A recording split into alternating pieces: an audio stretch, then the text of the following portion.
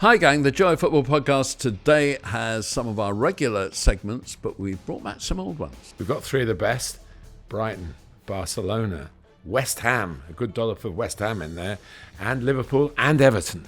Letter from the Gantry, Chelsea and Fulham. Some comparisons involving England as we build up towards England's September matches. And with European matches coming up as well, over land and sea, Martin goes to the World Cup final in LA, and I go to the Stadium of Hell in Istanbul. And you've got to stay to the end, because the stoppage time has Neil supporting VAR.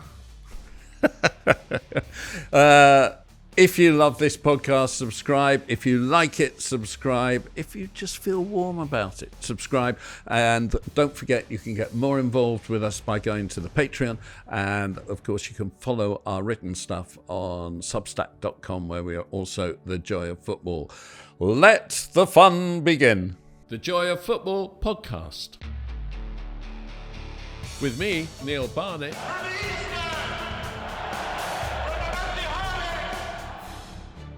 And with me, Martin Tyler. Looks rush in! Rooney! Aguero!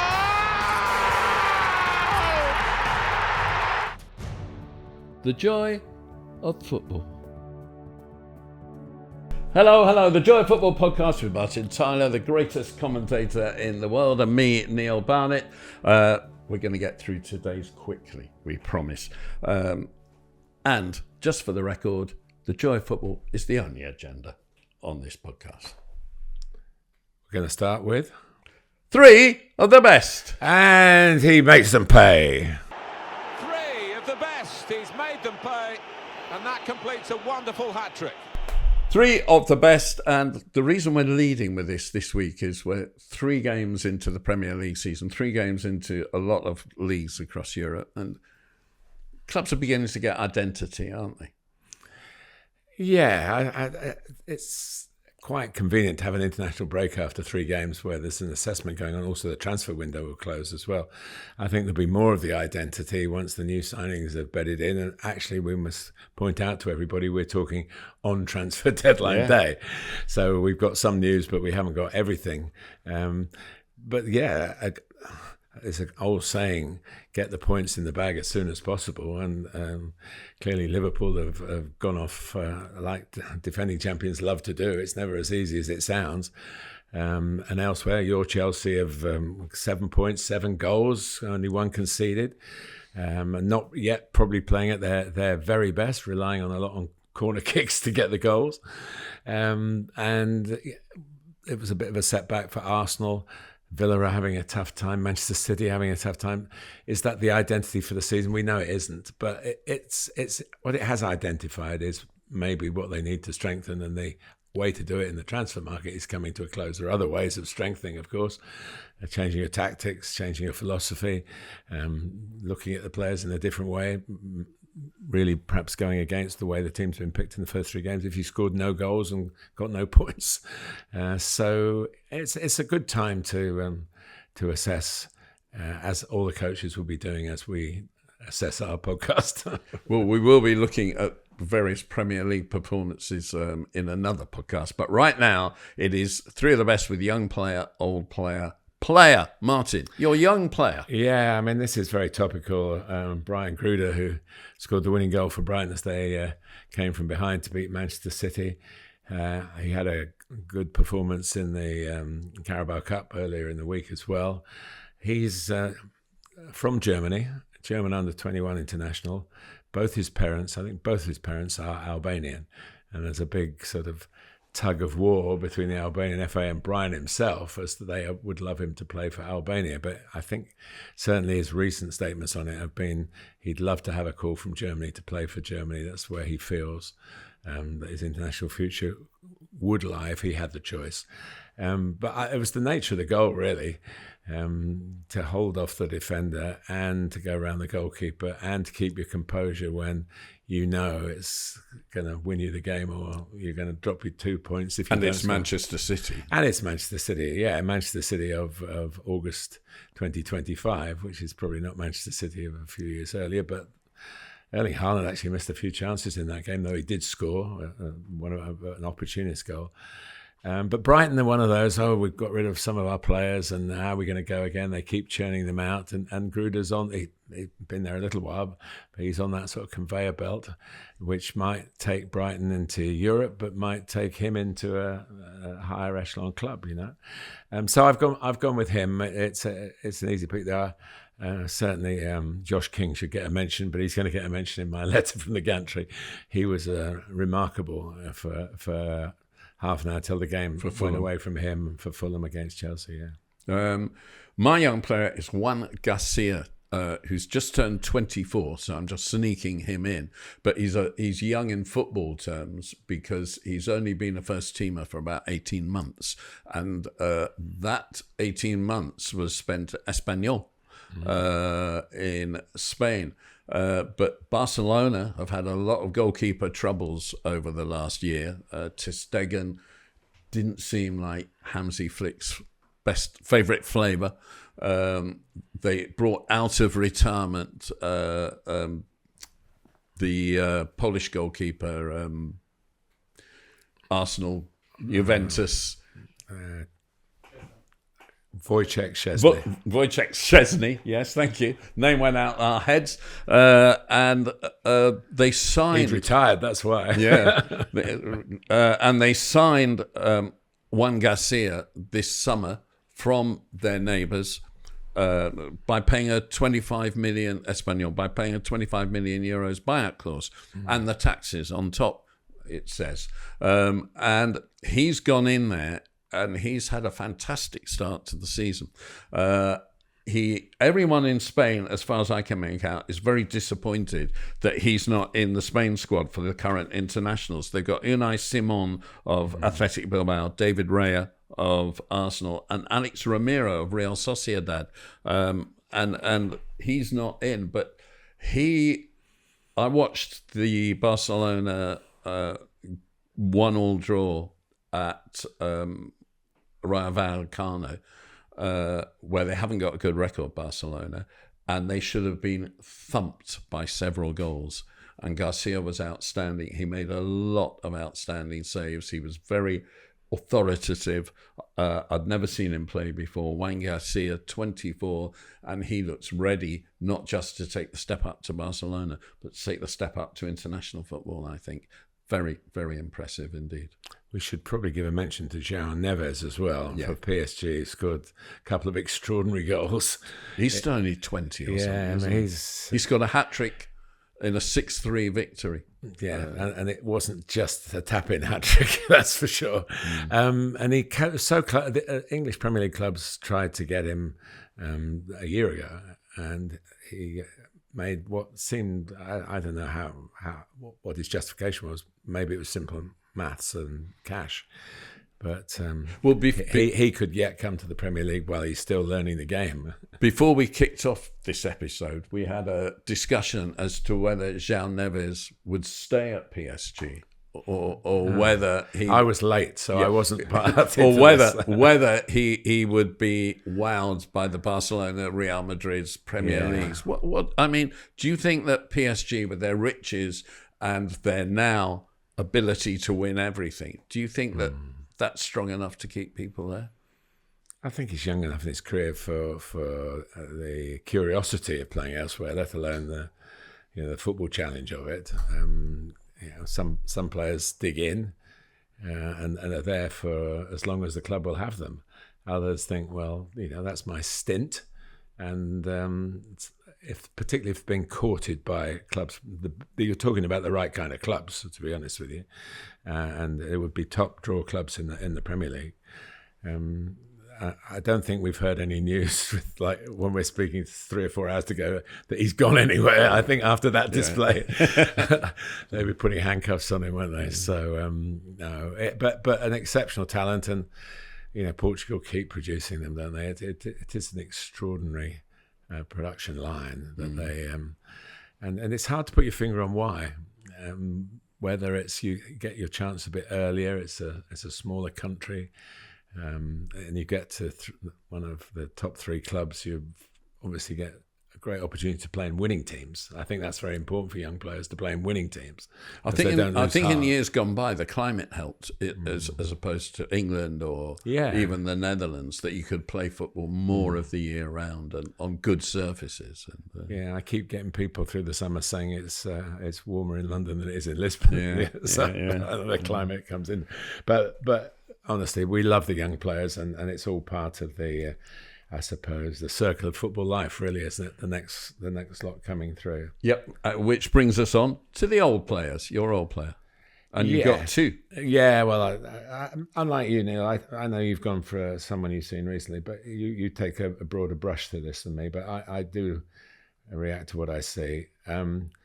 I've been a fan of James Milner since I first saw him play as a 16-year-old for Leeds United, and he is now nearly 40.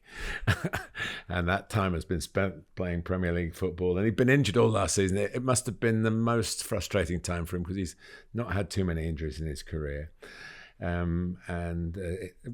Actually, we can tell everybody we've been trying to get him on for an interview, and he agreed, but he said, I'll only do it when I'm fit.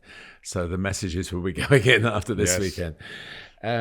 And so the second oldest Premier League scorer of all time behind Teddy Sheringham, penalty calmly converted. I mean, Gruda, we've got the winning scorer, the winning as a young player, but as the old player to step up, take that responsibility. Of course, João Pedro would have taken it maybe in the past, though he wasn't on penalties for Chelsea, even though Cole Palmer wasn't playing. Extraordinary. Yeah. I had a bit of egg on my face because I said he would be the one to do it, but Enzo scored, so good luck to him.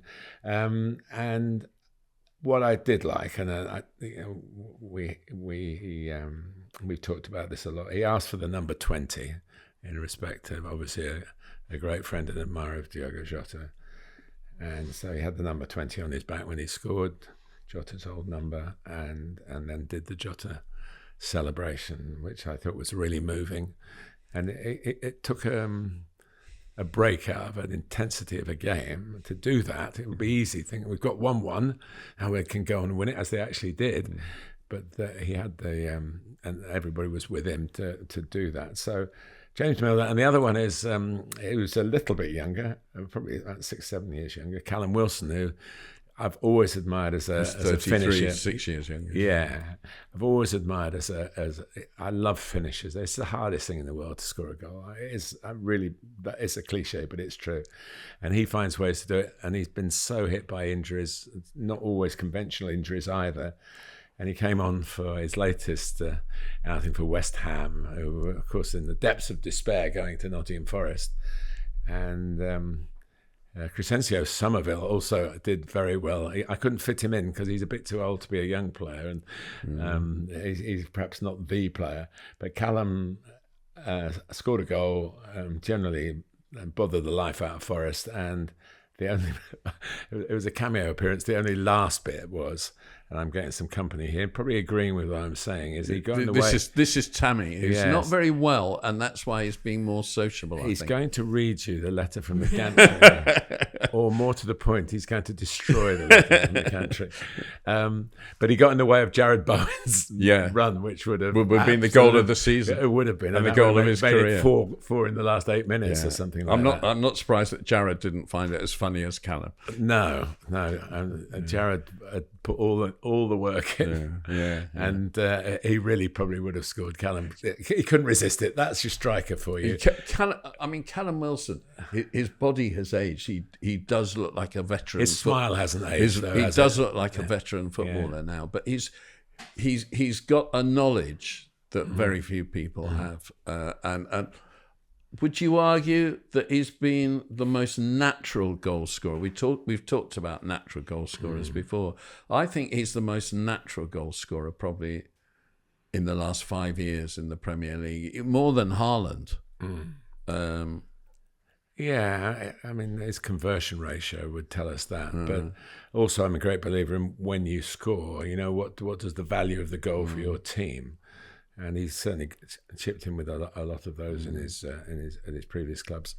It's just nice to see him playing. I mean, no disrespect to Nottingham Forest. West Ham needed it desperately, and in a season where the game goes on forever and a day now. To even at my first National League under-19 game for Woking Academy as a coach, we played 11 minutes at the end of the second half. We were 3-2 up from 25 minutes to go. It became 36 minutes to go, but somehow the boys saw it out. So there is more chance for it. It is more of a game for. He's a finisher in two senses: taking the chances and also being part of that finishing squad that comes on to try and wrap up a game and wrap up a win. And West Ham did that in some style. So. Good luck to him. My old player is Bobby Moore. And the reason I'm going for him this week is I watch a lot of highlights of youth and under-21s games, Chelsea games, basically. Mm-hmm. And I saw some games last week from this season where I don't know if the youngsters got a rollicking for the way they gave away goals playing out from the back. And I'm not talking about Chelsea. I'm talking about all the teams I watched them play as well. But I saw a goalkeeper standing on the ball in his own penalty area, being dispossessed, and he wasn't dribbling. He was just looking upfield and doing nothing. And someone ran in and dispossessed him. I saw a centre back 5 yards outside his penalty area, passed with no one near him, passed to the nearest opponent because he mishit his pass. And both of these incidents led to goals. And this we had John Terry on here recently saying if the opposition have got three people on the edge of the penalty area when our goalkeeper's got the ball, we don't want to play out from the back. We want to play beyond them. And it's this sentiment that I feel now in football is that we are the generation that plays out from the back, and people didn't know how to do it before. Bobby Moore knew how to do it. He may not have done it in the same way, but Bobby Moore was technically a good defender, not particularly fast, not particularly strong, a magnificent reader of the game, and he could play. And I think his part in the World Cup final victory is overlooked because of Jeff Hurst's Not hat-trick. a West Ham, I can tell you that. Yeah, but even there, Jeff Hurst's hat-trick was by a West Ham player. And the other goal from Martin Peters, a West Ham player. But West Germany took the lead, and England equalised from a free kick taken by Bobby Moore, a back four player, and put right on Jeff Hurst's head for him to score. At the near post. It was a West Ham move. And the winning, the final goal, the famous, they think it's all over, it is now Jeff Hurst hat-trick goal, was a 50-yard pass from Bobby Moore when the game was stretched, putting Hurst through on goal. Playing out, defenders who can play is not new. Bobby Moore knew all. But there was a about difference in the law then, whereas now we see the playing out of this almost like a set piece now, for a goal kick, where the defenders can go in alongside the goalkeeper. Of course, when Bobby was playing, that's a recent change in the law. No one else was allowed. The ball had to go out the penalty area from the original striker, so you couldn't do that now. And as someone who keeps going on about the laws being muddled with and rubbish, that was a good change of the law. As is the 8-second rule. I think we mentioned before that Dubravka got caught on the opening weekend of the season, now with Burnley, and the corner came from that. But I haven't heard of any other examples, and I've watched football away from it. Applies in our academy games at under 17, 18, 19, and nobody. But what they are doing, they're giving the goalkeeper a bit of a chance to have total control of the ball, and then they put their hand up at 5. The referees do, so you can't really escape it. That's a nice add-on to it. Yeah. But if you look at games with that in mind, you'll see it is quicker. It is quicker. Yeah, so. Yeah. And football's better for it. Yeah. Your player? Well, Dominic Szoboszlai reinvented himself as Trent Alexander-Arnold to win a very, very important game for Liverpool. Playing at right back, he's not quite. He won't be as cavalier as Trent. His defensive qualities. Actually, it was a game I thought the defending was excellent. The work off the ball, people say it wasn't, an eye-catching game, but it's looking at it from the point of view how they're going to get a goal, you could see why there were no goals scored from open play. The defending was terrific. The goalkeeping was terrific. And the free kick, I think if you designed the only way you could beat David Raya from that distance, he produced it. And it was such a significant goal. And, Liverpool on the back of that, spending more money on fresh players. I think they're different under Arne Slot. They're maybe they don't pound you like the Klopp teams used to, but then that led to turnovers and whatever. It's a more measured approach, but a great result for them. And the circumstances about right backs obviously change, and you're a bit short of one. Stick a midfield player in there. We talked about James Milner. He played at right back. He'd probably prefer to play in midfield. But what I would say about Szoboszlai was he had all the defensive qualities of a right back, and I think some people have been shoved at right back, like Manchester City. Is it Neves? Is it? Yeah, they've shoved at right back. Just doesn't, to me, never had the defensive qualities. Rico Lewis even, but Szoboszlai is defending. Martinelli is not a man in form, as our Arsenal producer. No, but he worked really hard. But for the attacking, there was a lot of work, hard work. Yeah, no, there was. And I thought it was a really gripping game. And you got to the stage when the free kick was awarded, you're thinking, well, the chance of him scoring are very limited here. And would we get a goal in the game? And had it finished 0-0, I thought it would be a great. I know you don't like giving the coaches credit all the time, but that was a brilliantly coached performance from both clubs without the ball. Yeah, I'll give you 2 question marks, neither of which are anti-football because it doesn't take away from the game. But were there enough people in the game who loved the penalty area, particularly for Arsenal? We know Salah loves the penalty area, and Gakpo seems pretty keen on it.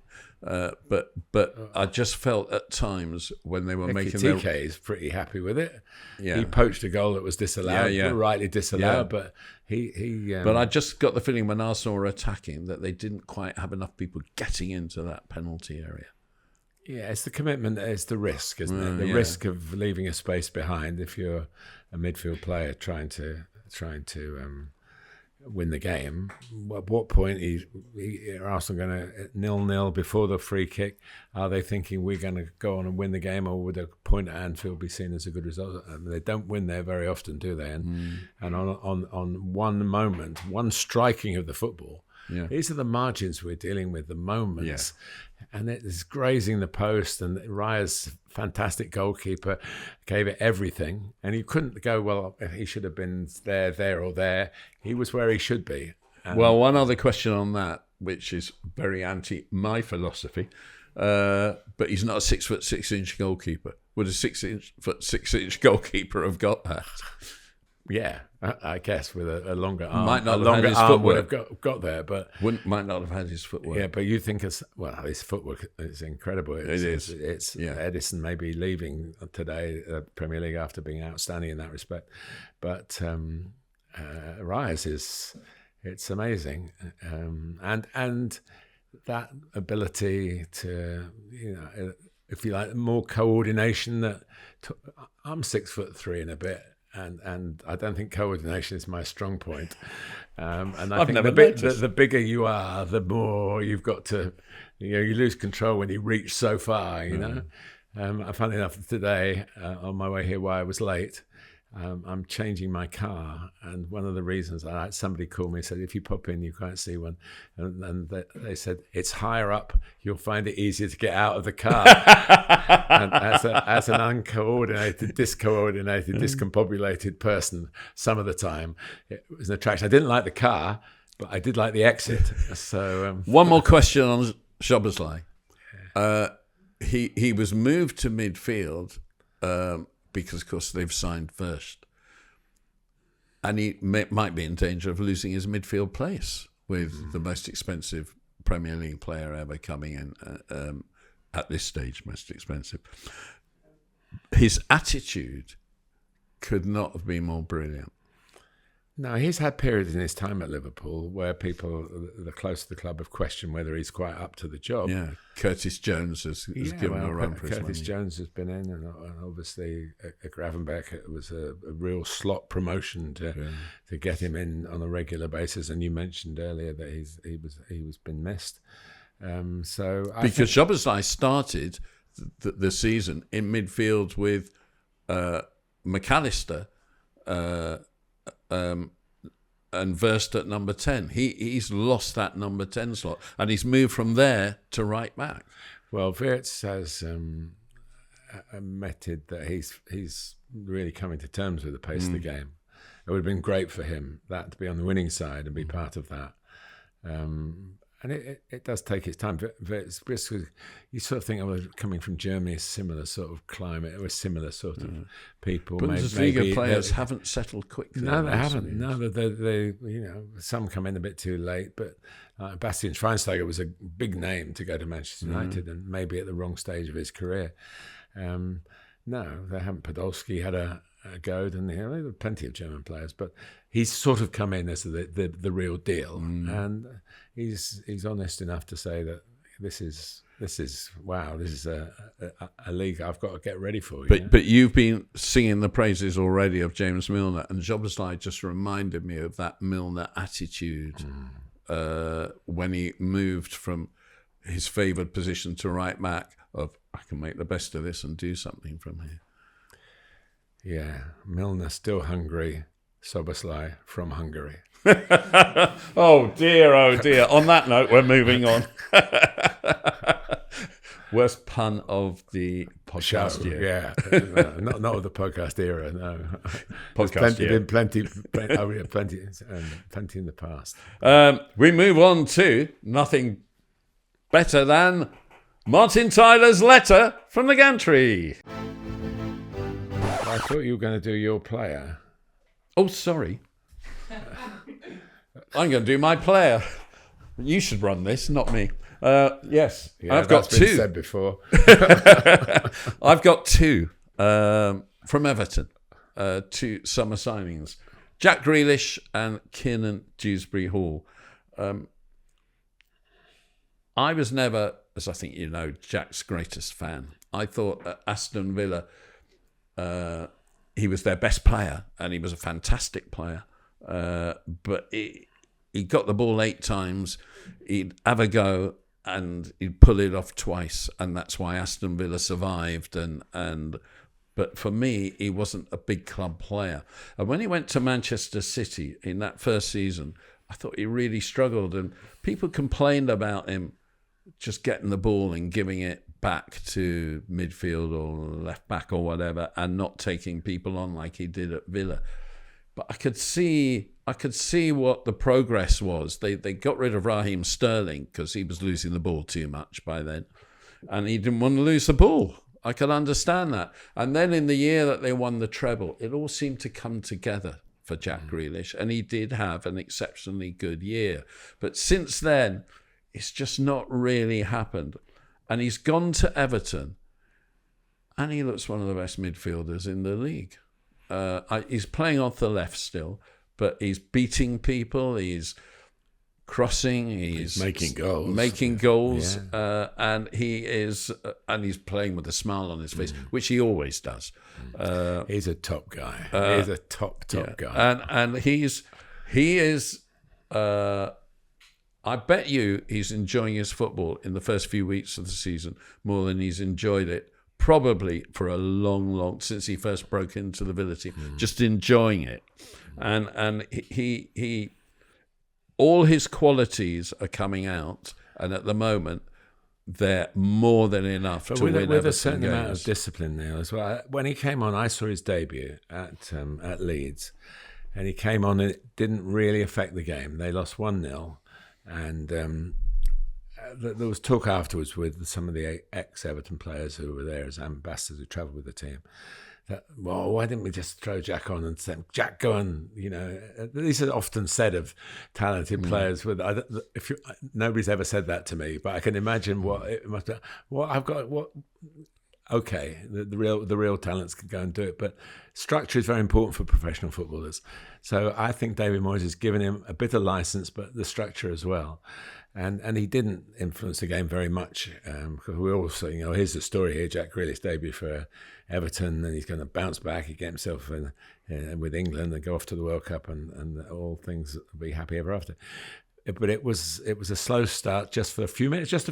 I'm not being over-analysed it, but having seen the games on television, that he's really made an impact on the 2 games after that.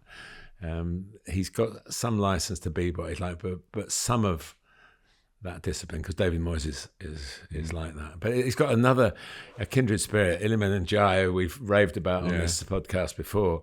He goes and he pushes the structure as far as he's allowed to by the manager. And now they signed Tyler Dibling. It's going to be interesting to see what happens. Well, I want to move from him on to Kiernan Dewsbury-Hall, because I think that's part of what is helping him as well. When Chelsea signed Kiernan Dewsbury-Hall a year ago, I don't think I was the only person who thought, flipping our manager's flipping pet manager's son, because he came from Leicester, where he'd been player of the year. And he was a late developer at Leicester. He couldn't get into the team because of under Maresca at Leicester. That's yeah. But he couldn't get into the team before that at Leicester, because there was James Maddison, there was Yuri Tillemans. So he was about 23 when he became a regular, and the season that he played his most football up until then was the season they got relegated under Brendan Rodgers. He went out on loan to a couple of clubs and really suddenly, you're right, a late develop's a very good thing. And then he has developed. He was outstanding apparently in the Championship under Maresca, and Chelsea signed him, and he wasn't up to it. He's not got a lot of pace, and he's not got quick feet. And I was thinking, this is ridiculous. And as the season grew on, the 64 games grew on, he grew on me and developed and told me what a good player he is. And the way that he did it was by clearly being incredibly intelligent footballer, always made the right decisions, and made runs and got into areas that caused problems for the opposition the whole time. He was just such a clever player. And although he wasn't technically brilliant, he was technically good enough in certain areas of the pitch to make the difference. And he's gone to Everton, and they're playing him in a 4-2-3-1 as the number 10 with Grealish on his left. And I just think he's one of those guys who quietly picks the right pass, and as long as he's got the room to do it, will make it. And he'll make it perfectly if he's got the room to do it. And as long as he can get to the ball and manoeuvre the ball and deliver, he is a good player. He is definitely a good Premier League player. And he's got a goal in him, which he scored the final goal of the game in their win at the weekend. I think Dewsbury-Hall and Jack Grealish are going to transform Everton going forward. I'm not disagreeing with that. Right. We move on for the second time to the great Martin Tyler's letter from the Gantry. Letter from the Gantry. For the second time. Thank you, Neil. It was quite a day on the Gantry covering Chelsea against Fulham, even before the climb to the back of the top tier of Stamford Bridge's East Stand to reach the excellent commentary position. 2 days before the end of the transfer window, as the players filed into the home dressing room, it began with a check. Who was in? Who was out? The Blues so often shake it all about. It was the London SW6 derby against very near neighbours Fulham, with the important geographical context to give to the worldwide audience that listen to my broadcast. Chelsea actually play in Fulham. Stamford Bridge is on the Fulham Road. For we broadcasters, pre-game team news is vital, but this time took second place to transfer updates. Chelsea confirmed that Christopher Nkunku, who had been going, had finally gone to AC Milan. There was confirmation of a story running on Sky Sports News that Nicholas Jackson was joining Bayern Munich on loan with a view to a big money permanent move. Alejandro Garnacho from Manchester United was in the building pre-game, but as the home club were quick to point out, he wasn't on the books. Remaining undercover is not really in the nature of the high-spirited Argentine international, and during the game he was an easy spot for the host broadcaster's cameramen. And anyway, the transfer was done before the end of the day, but the delay meant a planned pre-game intro to the fans, a la Eberechi Eze at Arsenal, had to be shelved. Fulham, on the other hand, were dealing from the same deck as last season, with one very notable exception. 18-year-old academy product Josh King had only been given a sprinkling of minutes in the first team in that campaign. Now he was making his third consecutive Premier League start, and it didn't take long to see why. His confidence on the ball, his bold forward running off it, was the highlight of the first third of the game. Now, I don't need to dwell on the decision on review to disallow what to all but the VAR official was an outstanding first goal in the top flight for the teenager. The noise elsewhere will have told you all you need to know, and that the culprit was subsequently removed from a Premier League assignment the next day would add to that. Yet in hindsight, the most newsworthy moment of the match had already happened. Chelsea striker Liam Delap pulled up with a hamstring injury in the opening minutes. Bad news for him so early in his Stamford Bridge career, but worse, it seems, for Nicholas Jackson, who must have sensed, when he heard it, that he'd not quite received full clearance for that new life in Munich. After this season of 64 games, which began on August the 18th, 2024 and ended on July the 13th, 2025, the susceptibility to injury of the Chelsea squad will be under intense scrutiny, and not just at the club itself. Delap was an Ipswich player for most of that time, of course, but was signed in time to feature in the USA and played a prominent part in the acquisition of the Club World Cup. The rest he will now get is enforced, and Cole Palmer and Levi Colwill also early season casualties. João Pedro arrived even later in the summer than Delap. He was still a Brighton player when the tournament began, but joined up and really joined in, particularly in the semi-final and the final. The Brazilian has lots of experience of the English game, at Watford, of course, prior to his stint at the Amex. Delap's replacement in this match was Tyrique George, and we caught Enzo Maresca telling the youngster, a winger really, whose own future at the club is in some doubt, to play up top. Moving João Pedro from his number 10 role to play as a 9 had seemed the more obvious adjustment. That alone was a sign that they would be exploring the recall from Munich of Nicholas Jackson. There is a smooth athleticism about João Pedro's movement, a strength of mind as well as body. His game has a sharp edge to it. He scored his 5th goal in 5 Chelsea starts to set Fulham on a downward spiral, and their spirited beginning fell foul of one of the statistics so beloved by we football commentators. Listen to this. Chelsea have now won 6 Premier League games in a row that have kicked off at 12:30. Fulham, in contrast, have lost their last 5 such fixtures and have failed to score in all of them. That a beautiful goal at Stamford Bridge should have stood will have no place in the record books.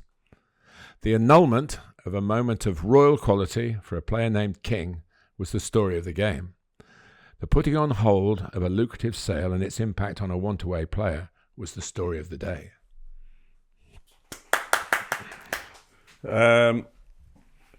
Speaking as a blind Chelsea supporter, Love is blind. So yeah. That decision to stop, to take away the goal from King was an absolute disgrace. It was an absolute disgrace.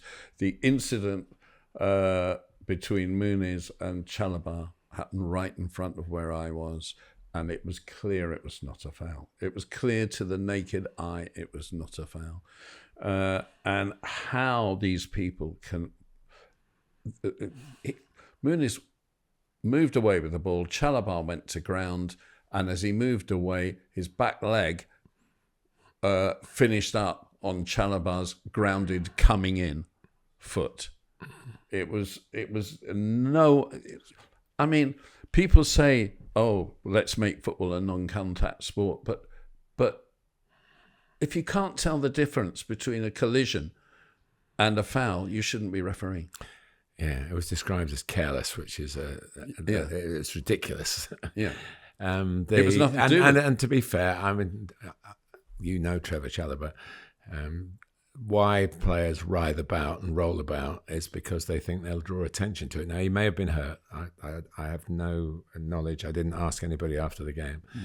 But I'm sure that played a part in the mind. If he just picked himself up and chased, which he should have done, the goal would have stood. I'm absolutely 100% Well, I mean, convinced. they got away quickly, and he and no one would have caught them. It was a brilliant goal. In my commentary, I was praising the way Fulham had moved through 2 challenges to get the ball to King. It was onside because he was in his own half. Yeah, no, it was superb, and it was a real spoiler, and it was just a disgrace. And I'm going to come on to Bar. I think a bit later. We should factor in that of course, Josh King, a young player, with a special moment for him. But if it had been Iwobi who scored, or Muniz himself, or Jimenez who came on later, we would have still felt the same. It wasn't just because it was a real big sweet taken away from a young child, so to speak, in football terms. It was a mess, and people make mistakes.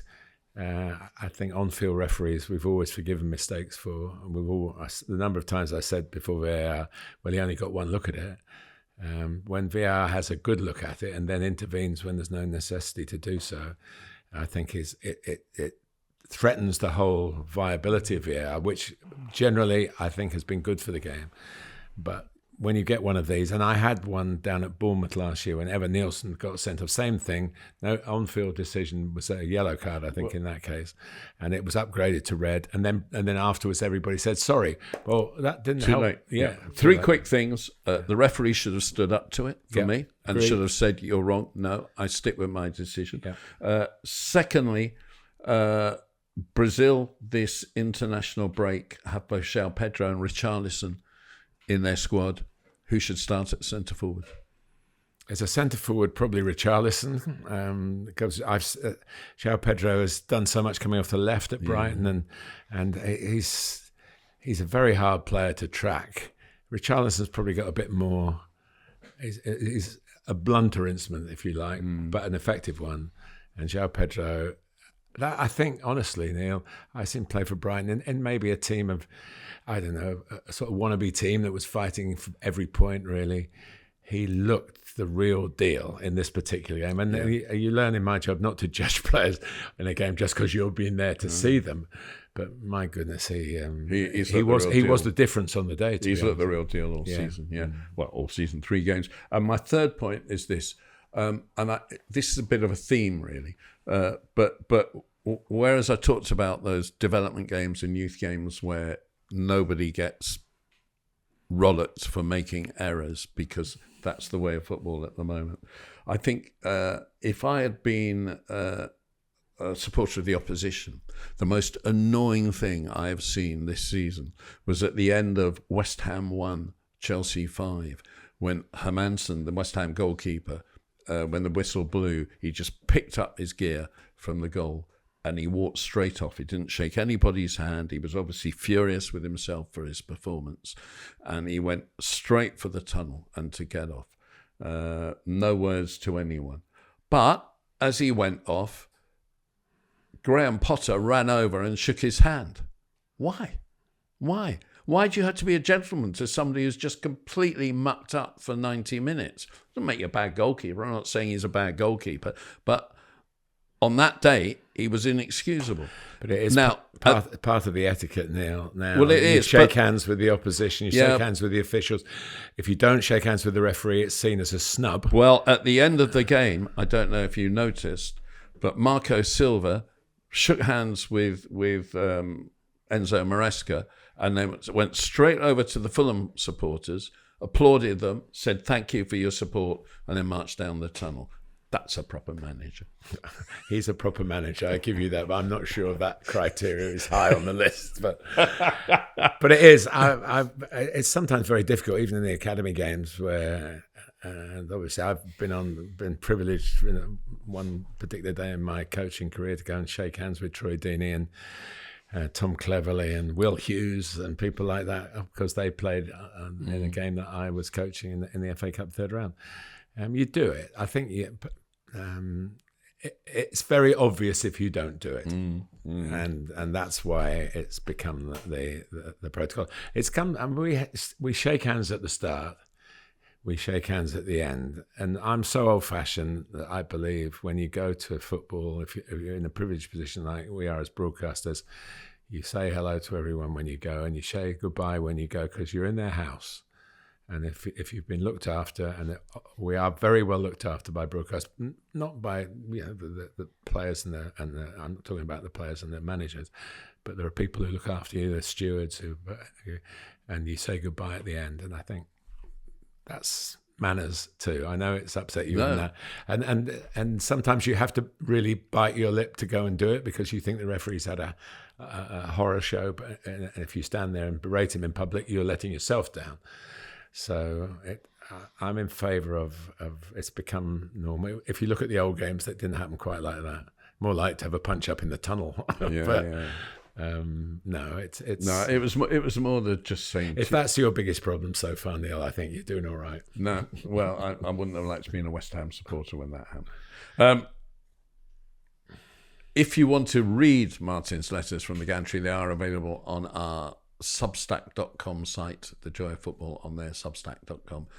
Have a look there. And remember, if you like this podcast, subscribe. If you want to get more involved, go to the Patreon.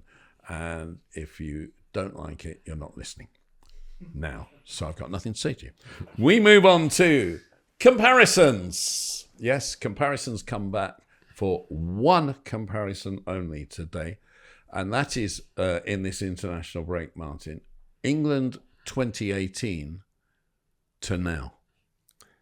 You read it like a scoreline. England 2018, Brazil 0. Yeah, well, it's a lot of time, isn't it, really? 6-7 years and yeah, we're into the 8th year. It's unfair in a way to you mean 2018 for this World Cup? Yeah, it's unfair in a way to do it. Well, that's when England arrived after the appalling 2016 Euros. It's unfair in a way to do it. 2014 World Cup as well. Yeah, to do it from 2018 because England have been through the qualifying process. But it's just somehow in that World Cup there was such a strong team identity. However good or bad some of the players were, or some of the forward play, whatever, there was a strong team identity. And at the moment, Thomas Tuchel needs to build that. Yeah, I mean, you're right. The team will be remembered by England fans. They'll be able to name them, the team that got to the World Cup semi-final. I do think that it's a consequence a little bit of success. We are producing so many talented young players. And there is obviously a big media push for certain players when they get in, and how there is if you're good enough, you're old enough, that kind of philosophy. And for a new coach to come in, however much he learned from his time as Chelsea manager, to now go, well, this is absolutely what I want. I mean, he's still pretty young into his... Yeah. If he's only got an 18-month contract, he's only into a third of it. So, but he's made a few calls. Jordan Henderson is I think, a big call. I think that's the most intriguing one, because if you look back to 2018, Pickford's still around. Stones is still around. Maguire's still around. Yeah. Trippier's only just gone after the Euros. But he was still around in 24. And Jordan Henderson has come back into it. And the intriguing thing to me about that is... We haven't mentioned Harry Kane. Oh, Harry Kane, obviously, yeah. But the most intriguing thing about the Jordan Henderson thing is he was the senior member of the midfield. And he was like the holding midfielder with two young guns playing off him. He had lovely World Cups in Dele Alli and Jesse Lingard, but they're the ones who are no longer involved. And the old warrior has come back to limp on. No, to run. He's always been a runner, Jordan, a great athlete. And I get it. I mean, there is a role, I think, outside of playing that is important as well, which has probably helped his case. Which in the Euros, Conor Cody did. I mean, Gareth Southgate was quite outspoken about that. Yeah, and now, but Jordan's playing in the Premier League, and that's also something. I think the word went to Liam Delap. You're going to get relegated with Ipswich.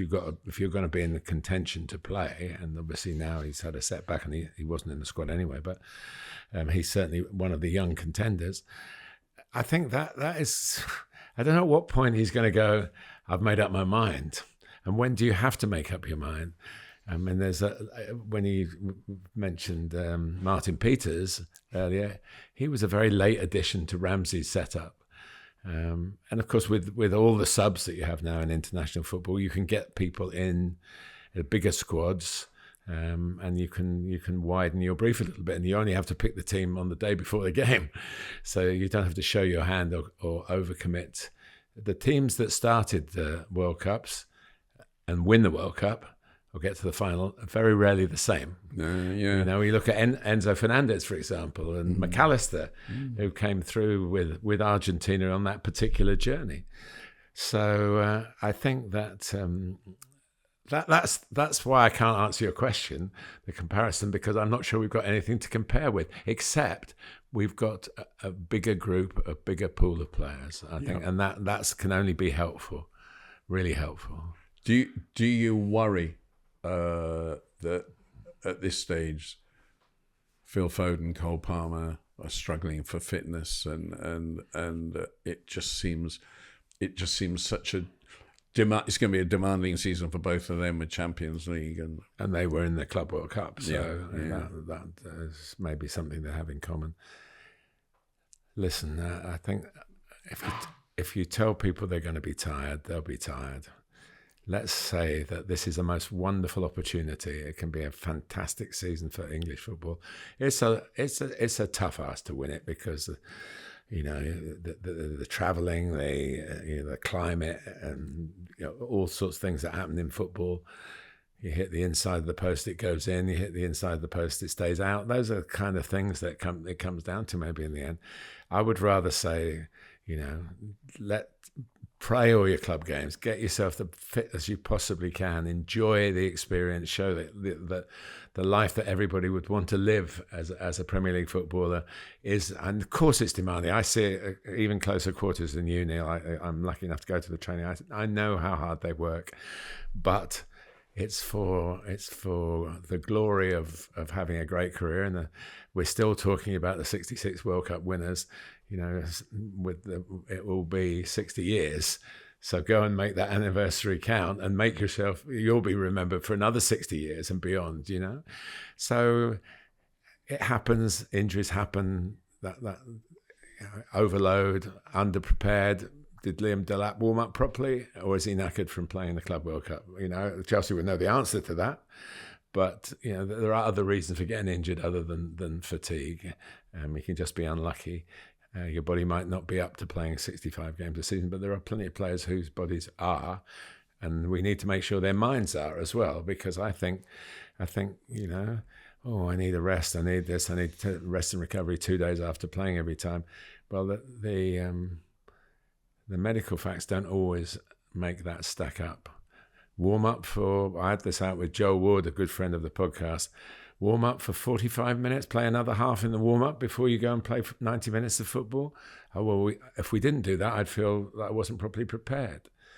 Well, have a look at that, for example. Why are we doing? Does that prevent injuries, or by the time you get to the 65th minute, do you have an overload because you've done so much in the warm up? I'm not using this that's not a campaign, no. But there are things that could be looked at to take a positive spin on the demands of being a footballer and being there mentally and physically strong to give it the very best shot, which we all, as Englishmen, we want to see that happen. We want Thomas Tuchel to go. I don't know whether can you be Sir Thomas like Sir Alf? I guess you can probably. There might be a way of doing it. He'd be Lord Thomas or King Thomas. Goodness me!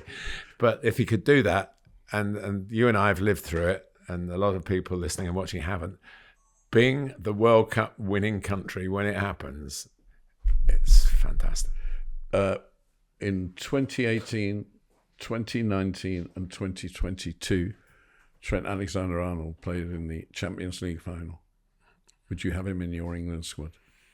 Yeah, because the squad will be big enough. Yes, they'll probably allow 30 the way it's going. Of course I would.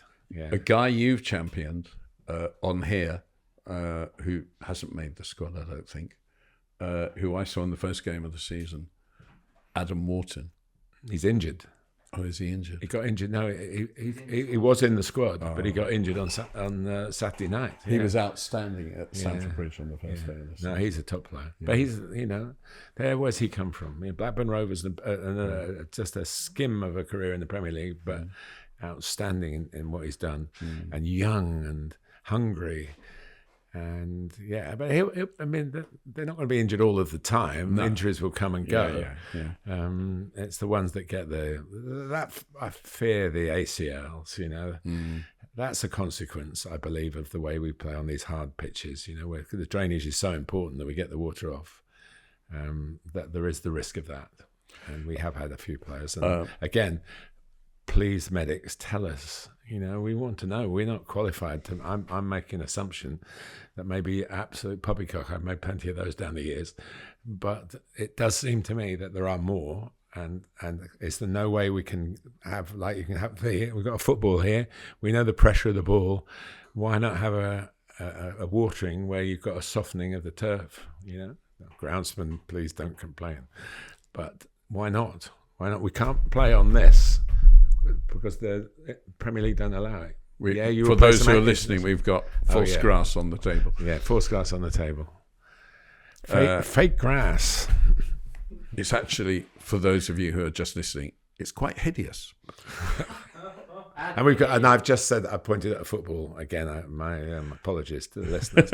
We have a football here which has been given to Neil for goodness knows what, scoring a hat trick in.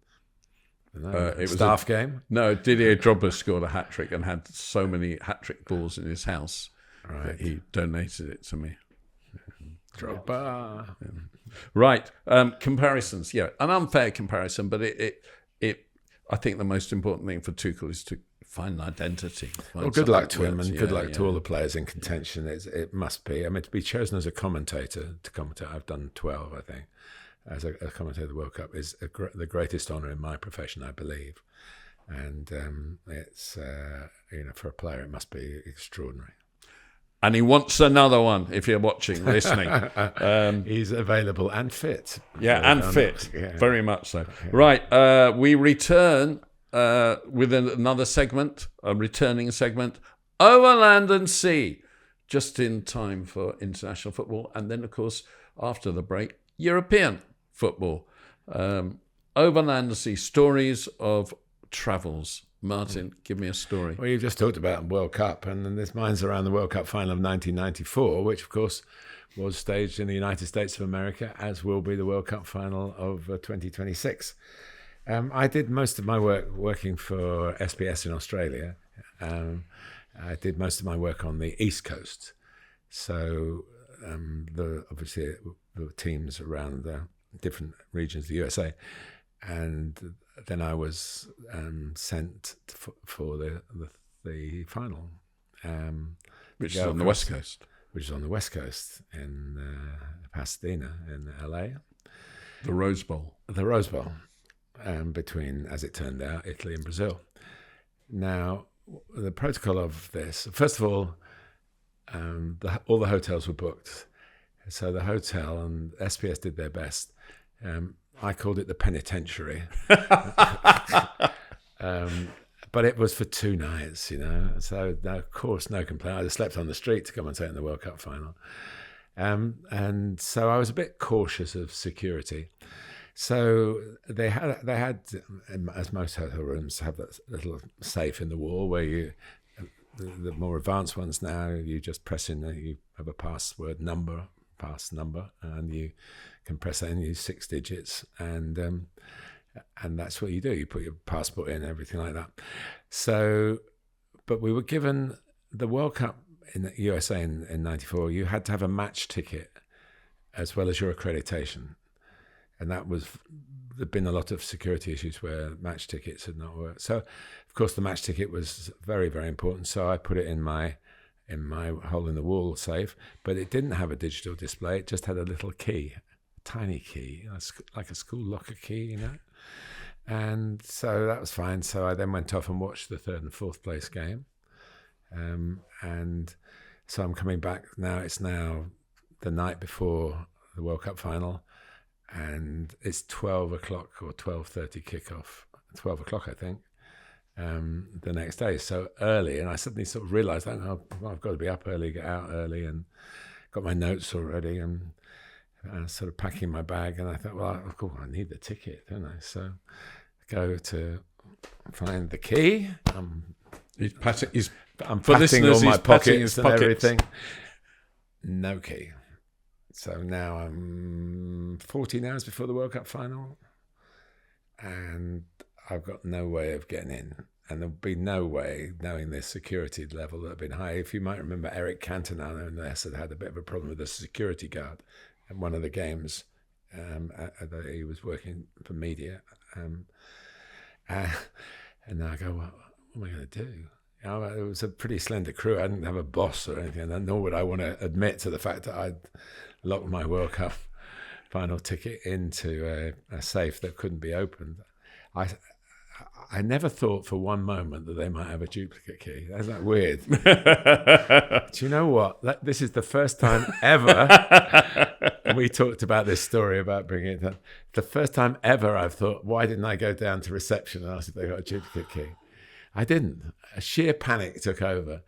And so I just looked at every item of clothing that I got. I looked under the bed, under the pillows. What must have, it had fallen out and somebody had taken it and thrown it away or whatever. And I'm just staring at this door to the safe thinking, well, I don't know what I can do. And then I packed my bag to go to the game, which was a sort of a shoulder bag, really. But it had, at the bottom of the bag, like many of them do, it had a sort of rectangle of a stronger substance, cardboard or something stronger than that held the shape of the bag. You know what I'm talking about? I think everybody does. So I've taken all my stuff out and put it on notes, and now I'm scattering things around that I might not ever find again that I really need as well, apart from the ticket. And I'm really sweating with the fear of this is how it's going to work out. And then I finally, in the end, tipped the bag up. And so all the dust and the sandwich droppings and things that you know what it's like when you're traveling around, they grab sweet wrappers and things, everything that was in there fell out, including the key, which had been underneath this sheet of cardboard. And I would never have looked then. Thinking about it now, even after shaking it upside down, how did it get to the edge? But it fell out. And suddenly the sweat stopped, and I was able to go. And as we all know, it was a terrible World Cup final. But I was very glad to be in there. So that's my traveller's tale, World Cup final 1994. I'd like to tell you that I'm now much better prepared for all these incidents, but I can't really say that in all honesty. I'm going to go with a 1999 trip to the Stadium of Hell in Galatasaray, the famous Stadium of Hell. It wasn't clear when the game was drawn. It was part of the group stage of the Champions League.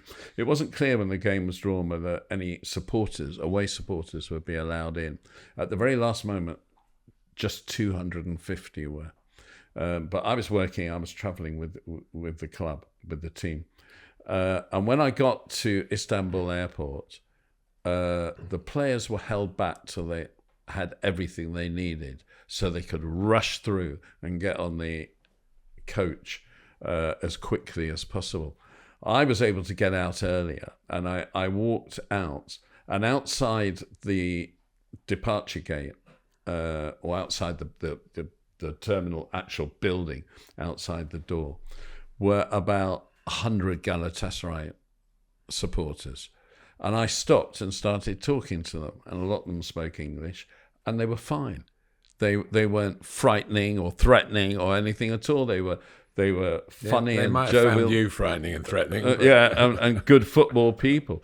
And then as soon as the squad were coming out, someone whistled, and everyone held up banners, and there were noises like gunfire going on in the air, and then things were thrown at the players as they came out, and there was absolute fury, and it was for 45 seconds not the Stadium of Hell, but the Airport of Hell. And I was still standing there when everyone had gone, and it stopped. And they all rocked with laughter, the supporters, and high-fived each other. They'd had a jolly good time, and off they went. So the next day, you get to the game, and the ground, that old Galatasaray ground, you can see why it was called the Stadium of Hell. What a fantastic ground that was. I would liken it in probably to the Dell, which was probably the last Premier League ground that was for our younger listeners, that was Southampton's home. Yeah, that was just from another century. Basically, it was just appalling, and it was brilliant for the supporters. And when Chelsea arrived and came out to look at the pitch, they were given a couple of groundsmen's tractors, vehicles to come out on, and they were holding umbrellas and polythene tops over them, so that when everything was thrown down onto the pitch at them, it didn't hit.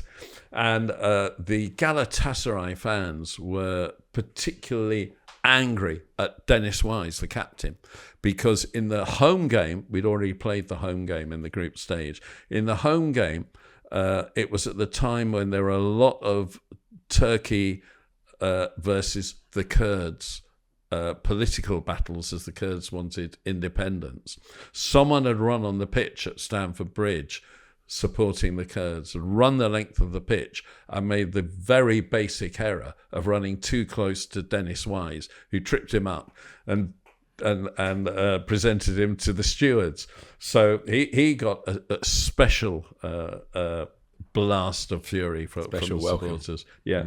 And this went on. And for about 20 minutes into the game, during which Georgi Hagi, the best player in the world, famous Romanian international, the ground was absolutely torturing Chelsea with extraordinary singing and counter-singing with different ends of the ground area. Up there with the best atmospheres I've ever experienced. Chelsea won 5-0. Galatasaray caved in. Chelsea won 5-0. Zola went off at 3 or 4-0 and got a standing ovation from the Galatasaray. They know their football. So the Stadium of Hell, which had seen victories against Manchester United in their prime, I think, and various things, it turned on its own players, and that was the end of it. But it was one of the reasons why Galatasaray were a European side in the main who could really, really unsettle the best clubs. Move forward 14 years, and I went to their new stadium in Istanbul. It's just like those stadiums that went up in England all at the same time, like Derby and Middlesbrough and what have you. They're all the same. They don't have an atmosphere. They don't have an identity, and it's just not the same. And the Galatasaray team that I saw then was a patch, even though I think the score was 0-0, was a patch on what it had been in previous years. And unfortunately, they're easily the best team in Turkey. They've won the league again. On the first match round of matches, they're away to Eintracht Frankfurt.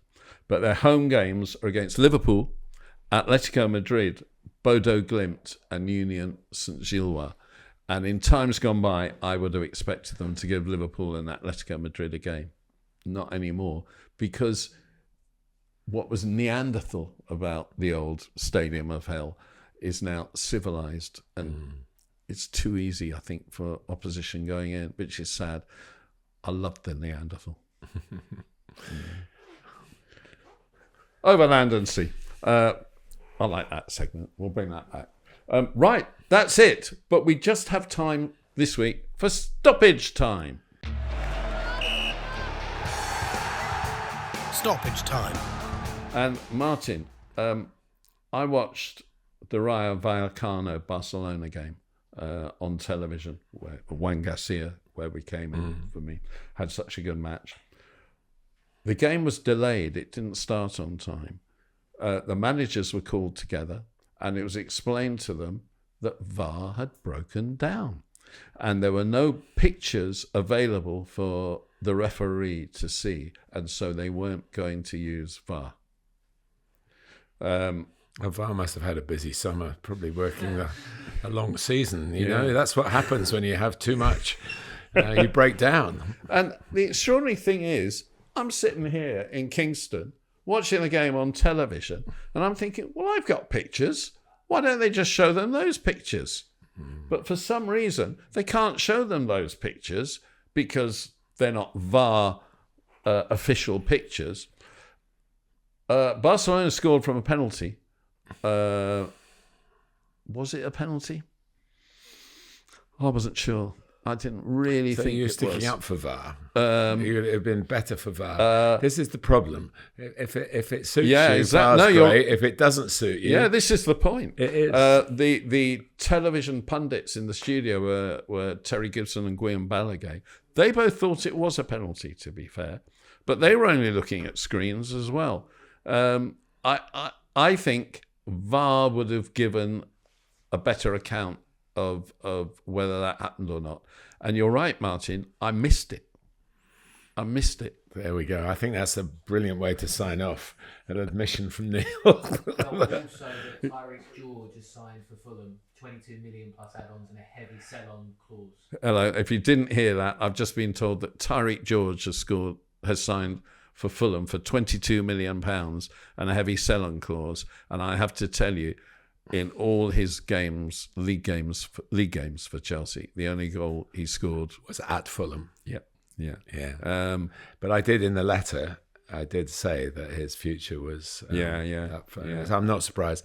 Actually, Marco Silva was suggesting to us that there would be signings for Fulham over the weekend after. But Tyrique George. There's been a few. Well, all I can say is Fulham. No, there's been a few. Yeah. All I can say is that I saw Tyrique George play in the under-21s in person, and he was a standout player. But it hasn't happened to stand out in the first team. Fulham will be perfect for him, and hopefully he'll be perfect for Fulham. Yeah. Okay, that's it. VAR, is there anything we want to just look back on? Only that you've said it's wonderful, and I think, I said I believe the game's better with it than without. But days like what happened and what everybody's ranting about this weekend, they will still happen. It's just harder for us to take in the media when you're seeing the pictures. Yeah. I've always defended refereeing. We can't manage without them, and over the years, they've been men of great ability and great humour, great strength. But it undermines. The only thing that I think should come out of it, Neil, is that there should be more pressure put by PGMOL on the referee to say, actually, I saw this and it isn't what you're telling me, because that's slow motion. And the other one, the one Fulham obviously felt they were on the back of previous incidents in the Manchester United game, where you see a penalty given against Calvin Bassey when clearly he's been fouled by Mason Mount beforehand, but the foul wasn't seen. Oh, well, Bassey's was the bigger foul. Well, hang on a minute. You can't be doing things like that. A foul is a foul is a foul. But what I will say is VAR showed that the Manchester United penalty against Burnley that got them the winning goal was a foul, and it would have been easy to miss the shirt pull. And also, the Ryan Sessegnon handball was handball. Yeah, and I think by don't turn your back. I've had a voice of passion about that. Don't turn your back, Professor. Virgil van Dijk, life, Neil, in your kitchen. Virgil van Dijk blocked a shot in Liverpool Arsenal where he could have got hurt, but he wasn't going to turn his back. No, it's true. And Ryan Sessegnon is a good player, but he needs to do better in those situations. So all we're trying to do is find joy in every aspect of football, and Neil's found some joy in VAR, which is a bit of a surprise. It might have taken a 74 podcast to get to this point, but we have reached it. See you next time. I'm going to crawl under the table. Ta-ra. Thank you, everybody, for staying to the end. If you're still listening, watching, and sorry, hang on. Sorry, wait. No, I'm sorry. They want us to look at that last segment about stoppage time and VAR again. They're not happy that I was telling the truth. And being happy, I'm shocked.